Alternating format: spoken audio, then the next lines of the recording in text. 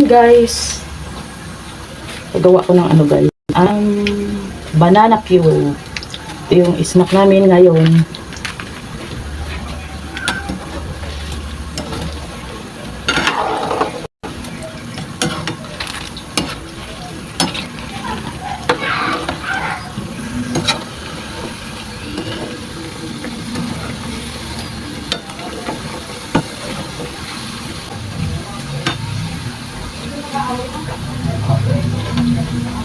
Ang bango na guys.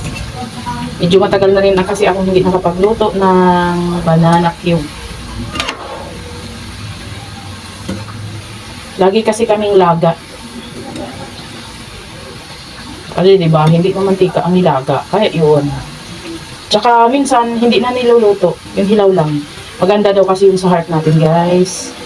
Yung saging na saba na hindi na kailangan pag-itripo, ilaga o kung ano-anong luto. Iba po kasi ang ano guys, yung benefits ng, halimbawa ito pinirito na tong saging, iba na naman yung health benefits na nakukuha natin. Pag nilaga, iba rin. Pag hilaw, yung kinakain lang ng hilaw, yun, iba din yun. Pero hindi ko alam. Pero sa totoo lang guys, gusto ko talaga yung hindi na siya niluluto. Pag ito kasi, tingnan nyo yan, nagsip-sip na yan ng mantika. Samantalang yung hilaw lang, maganda daw yung sa heart.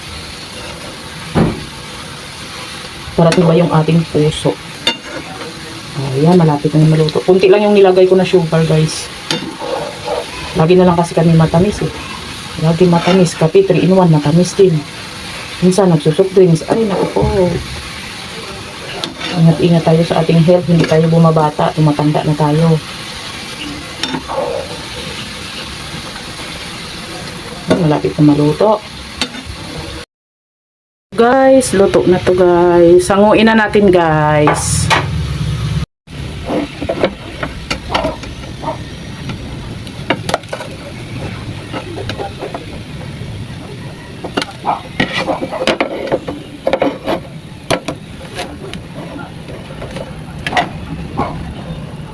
Yan na guys, luto ng ating banana cue.